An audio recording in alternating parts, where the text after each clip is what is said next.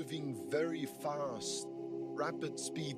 The year feels like a month, and the month feels like a week, and the week feels like a day, and the day feels like a few hours. This is not strange to the believer, because the Nabi sallallahu alayhi wasallam already informed us of this matter when he sallallahu alayhi wasallam said, the hour will not occur until time draws close, until time shrinks, meaning until time passes quickly. And that is the case that we experience today. That means we are approaching its last days. That means we are approaching the day of judgment. Since that's the case, you would assume that everyone should be busy focusing on the afterlife and preparing for it. That's the intelligent person would know this. This is common sense.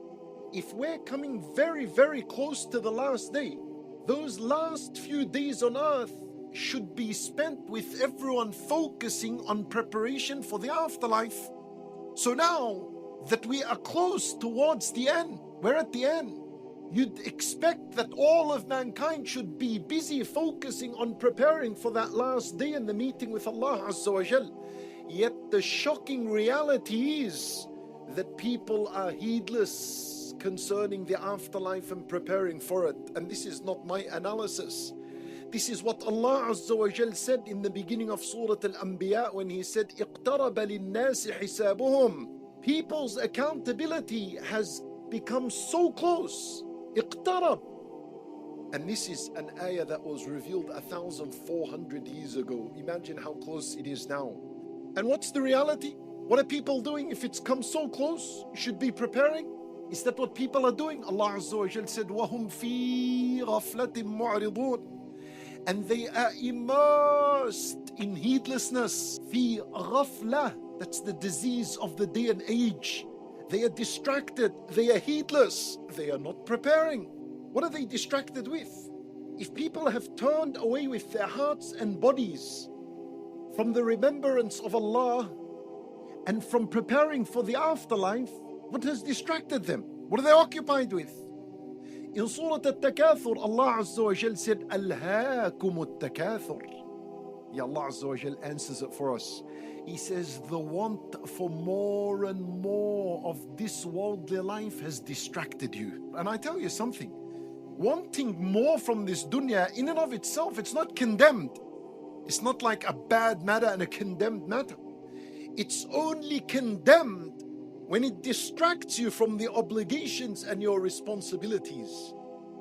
If chasing this dunya resulted in you missing out on the obligations, that chasing of the dunya and wanting from more of it, that would be condemned. That would be impermissible, haram. And that's what the Qur'an prohibited the believers from. But if you were to take from this dunya in al-halal, and you took more and more of this dunya in al-halal, and it did not distract you from your obligations and responsibilities and duties, you prayed your prayers, you did all the obligations and the duties that are upon you, no problems. May Allah give you more and more, because it's not distracting. The want for more and more has distracted you from the afterlife, from preparing for that day, preparing for that accountability. So that is the situation of today. People are distracted by competing with one another for this dunya and its luxuries and comforts. This is a disease, and this is what is distracting mankind.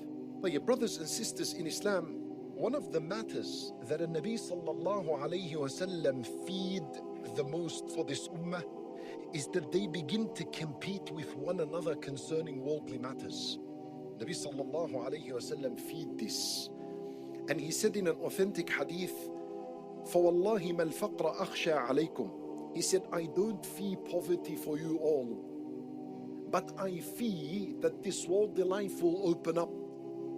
And then تَنَافَسُوهَا كَمَا تَنَافَسُوهَا. It'll open up upon you. There'll be a lot of opportunity, just like it opened up on those before you. And it will destroy you just like it destroyed those before you. فَتُهْلِكَكُمْ كَمَا أَهْلَكَتْهُمْ. And Nabi sallallahu alayhi wasallam in this hadith is telling us that competing with one another for worldly matters is a disease. It's not good. It's not healthy. You know why? Why is that good? For me to compete with my brother in worldly matters. Because competing with one another concerning worldly matters creates jealousy in the heart. It creates pain. People kill each other. Why? Because they were competing with one another concerning worldly matters. It leads to hatred. It leads to killing. It leads to a person being displeased with what Allah Azza wa Jal has decreed for him. When I'm competing with someone in worldly matters, slowly and surely I become discontent. I begin to question the qadr of Allah. How come my rizq was like this, but I'm working more than him?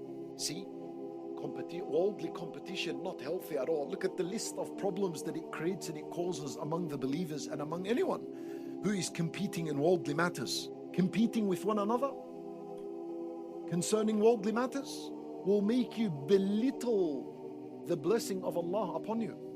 And most surely it would lead to forgetting the afterlife and preparing for the afterlife, because a person is busy competing for this dunya.